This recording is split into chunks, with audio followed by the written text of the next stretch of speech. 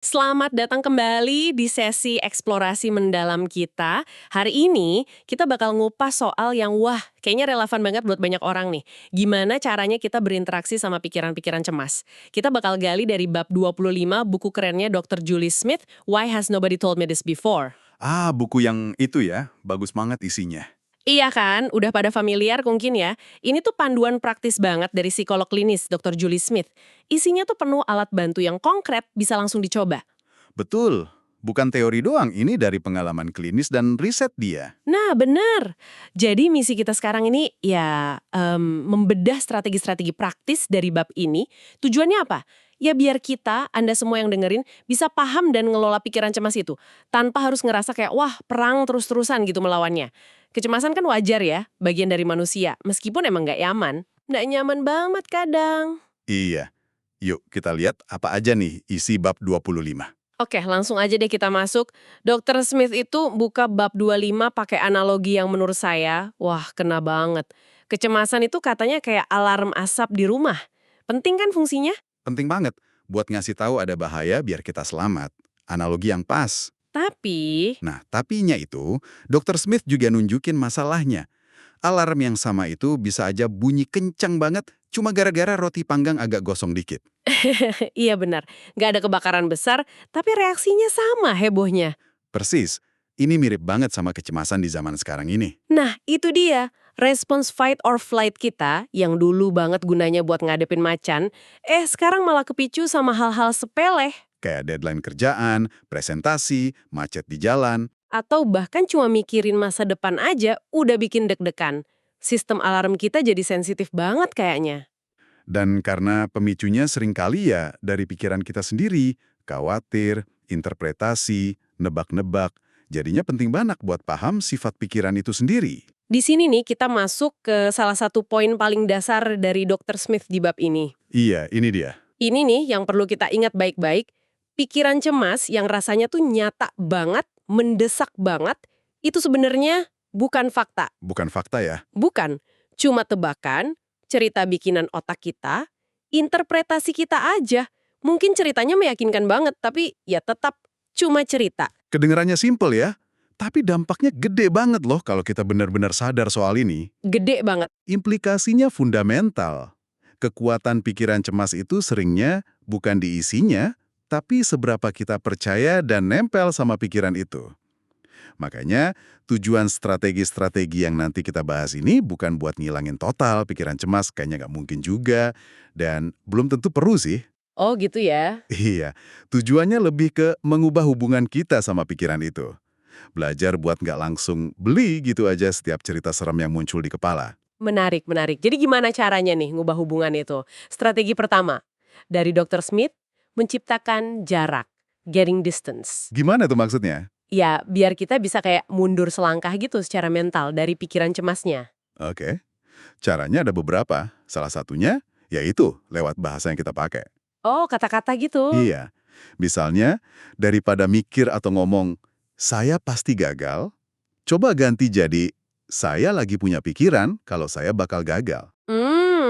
Ada jeda ya jadinya. Atau lebih simpel lagi, saya merhatiin ada pikiran soal kegagalan. Perubahan kecil di kata-kata ini ngebantu banget bikin ruang antara saya dan pikiran saya. Terus ada cara lain juga kan, nulisin pikirannya. Betul, dikeluarin dari kepala, ditulis di kertas atau di note HP gitu. Rasanya beda ya ngelihat tulisan pikiran itu di luar daripada muter-muter di dalam kepala. Beda banget, efek psikologisnya lumayan kerasa. Nulis atau pakai bahasa berjarak, itu bantu kita geser posisi. Dari yang tadinya di dalam putaran pikiran, jadi pengamat pikiran itu. Oh, kayak metakognisi itu ya, mikirin cara kita mikir. Nah, itu dia. Kita jadi mulai lihat pikiran cemas itu kayak, ya kejadian mental aja. Datang, terus pergi. Kayak awan di langit lah. Bukan cerminan mutlak realitas atau siapa diri kita. Tapi ini butuh latihan nggak sih? Apa langsung bisa gitu pas pertama nyoba? Ya kayak belajar skill baru lainnya lah ya. Perlu latihan. Awalnya mungkin rasanya agak kaku atau aneh gitu. Tapi kalau diulang-ulang terus, otak kita jadi terlatih buat nggak otomatis nempel sama setiap pikiran yang lewat. Kesadaran kalau kita punya pilihan buat ngamatin, ini yang pelan-pelan ngebangun jaraknya. Oke, jadi langkah pertama, bikin sedikit ruang. Nah, setelah kita bisa agak mundur dikit, langkah penting berikutnya, kata Dr. Smith, itu ngenalin kacamata bias yang sering kita pakai tanpa sadar pas lagi cemas. Wah, kacamata bias? Iya, ngenalin pola pikir tertentu gitu. Bener banget. Kecemasan sama pola pikir bias ini emang seringnya sepaket. Ngenalin polanya itu kunci biar nggak kejebak terus. Dr. Smith bahas beberapa yang umum banget di bab 25. Yang pertama, dan kayaknya paling dramatis nih, catastrophizing, membayangkan bencana. Wah, Iya, ini kecenderungan pikiran kita buat langsung loncat ke skenario paling buruk yang mungkin kejadian. Ngabain kemungkinan lain yang lebih masuk akal. Dr. Smith cerita pengalaman pribadinya pas naik menara Pisa. Dia kan fobia ketinggian tuh. Pikirannya langsung ngegambarin menara runtuh, dia mati. Serem banget. Padahal, Padahal ya jutaan orang naik turun aman-aman aja kan. Tapi pikiran katastrofik ini fokusnya cuma ke yang paling buruk, sekecil apapun kemungkinannya. ini manusiawi banget sih ya, apalagi kalau lagi nggak pasti atau ngerasa rentan. Tapi ya jelas nggak ngebantu. Anda pernah nggak sih coba inget-inget langsung bayangin hasil paling parah dari suatu situasi? Sering kayaknya ya. Pola kedua, mental filter. Filter mental. Ini kayak pakai kacamata hitam yang cuma nerusin cahaya negatif. Maksudnya? Kita tanpa sadar nyaring informasi, fokus ke yang negatif, yang positifnya diabaikan atau dianggap nggak penting dalam situasi yang sama. Oh, oke. Contohnya? Balik ke menara Pisa tadi, mungkin Dr. Smith fokusnya cuma ke miringnya menara, rasa pusingnya, tapi ngabain sejarahnya, keindahannya, atau keamanannya. Atau contoh sehari-hari, dapat komen di medsos, 49 bagus, 1 jelek. Kita malah kepikiran yang satu itu berjam-jam. Bener nggak? Bener banget, kayak otak kita tuh punya bias negatif gitu ya. Nempel banget sama yang jelek, gampang lupa sama yang bagus. Jadi emang perlu usaha sadar buat lihat yang positifnya. Iya, perlu usaha ekstra. Terus ada lagi overgeneralizing, generalisasi berlebihan. Ini gimana lagi? Ini pas kita ambil satu kejadian negatif, misalnya ditolak kerja sekali, terus langsung nganggap itu bukti pola universal. Saya nggak akan pernah dapat kerjaan. Atau habis putus cinta, semua hubungan saya pasti gagal. Gitu ya? Nah, itu dia. Satu data dianggap mewakili semuanya. Pola pikir ini ngebatasin banget, karena seolah-olah nutup kemungkinan kalau pengalaman berikutnya bisa beda. Seolah satu kegagalan udah nentuin masa depan kita di area itu ya. Betul. Dan yang terakhir di bagian ini, labeling, ngasih label. Ini mirip overgeneralizing, tapi lebih ke nempelin label negatif ke diri sendiri secara keseluruhan. Gara-gara satu perilaku atau perasaan sesaat. Misalnya, bukannya bilang, saya lagi ngerasa cemas, kita malah nge-label diri, saya emang orangnya pencemas. Nah, label ini kan rasanya lebih permanen ya, lebih nempel ke identitas. Beda rasanya bilang saya ceroboh, sama saya tadi ngelakuin tindakan ceroboh. Beda ya? Kalau label kayaknya lebih susah diubah gitu. Iya, karena itu ngebatasin pandangan kita soal siapa diri kita dan kemampuan kita buat berubah. Oke, jadi ada catastrophizing, mental filter, overgeneralizing, sama labeling. Cuma dengan ngenalin pola-pola ini, pas muncul aja, rasanya udah bisa ngurangin cengkeramannya ya. Tepat sekali. Kesadaran itu langkah pertama yang kuat banget.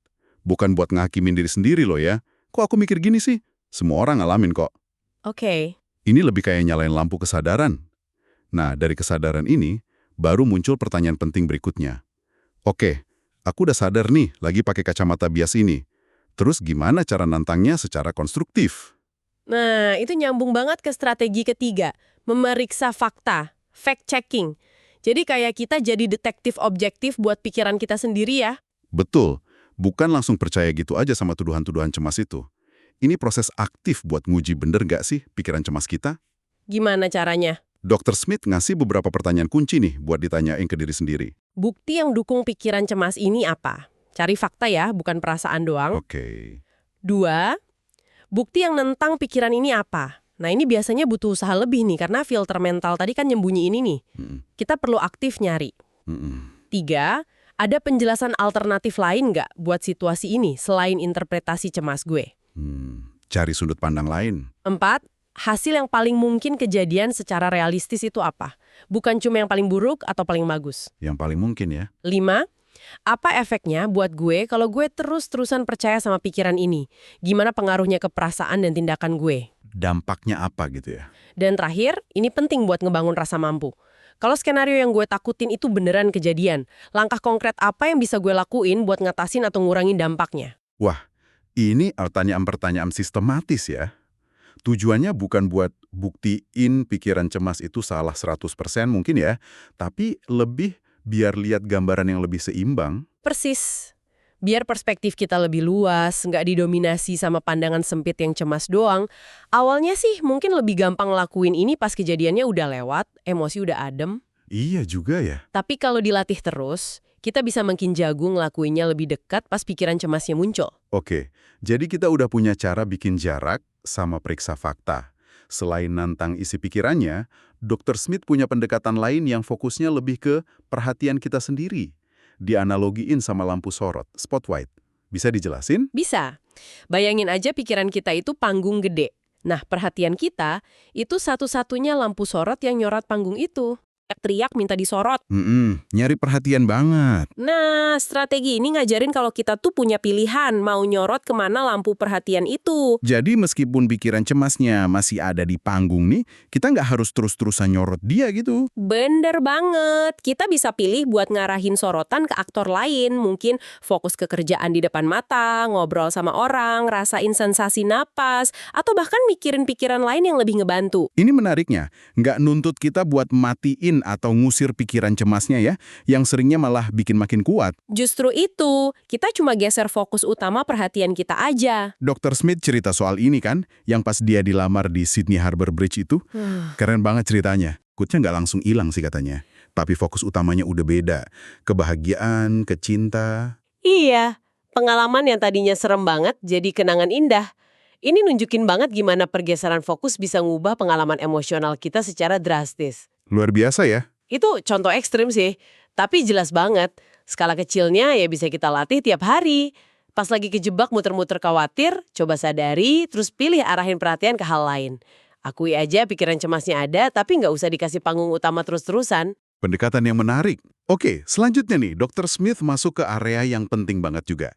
Gimana kita ngomong sama diri sendiri pas lagi cemas? Strategi kelima, self-talk baru yang penuh welas asih, compassion.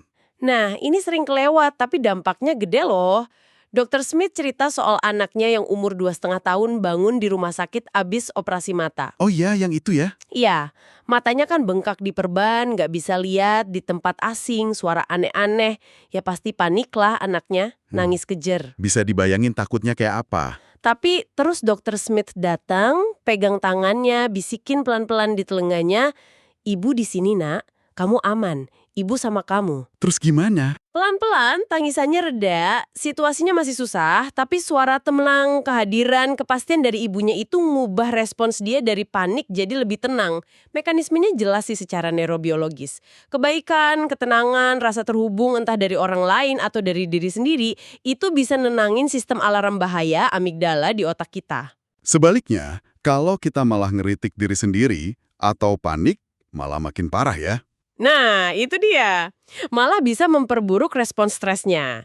Jadi idenya kita belajar pakai suara yang nenangin dan ngasih kepastian itu ke diri kita sendiri pas lagi cemas. Tapi ini bukan berarti manjain diri atau pura-pura nggak ada masalah kan? Bukan itu. Ini lebih kayak jadi pelatih internal yang baik buat diri sendiri. Jujur ngakuin kalau situasinya susah, oke, ini emang berat rasanya. Tapi juga suportif. Tapi kamu bisa lewatin ini. Yuk, hadapi pelan-pelan. Nggak malah nyalahin diri sendiri karena ngerasa cemas ya? Iya, lebih ke ngasih semangat, fokus ke solusi, atau penerimaan. Dan ini sekali lagi keterampilan. Perlu dilatih terus-terusan. Dr. Smith ngasih pertanyaan reflektif yang bagus buat ngelatih ini. Gimana ya cara saya ngomong atau dukung teman baik saya kalau dia lagi ngalamin persis kayak yang saya alamin sekarang? Nah, itu pertanyaan bagus banget. Seringkali kita emang jauh lebih keras ke diri sendiri daripada ke orang lain ya. Bener banget. Oke, strategi ke-6.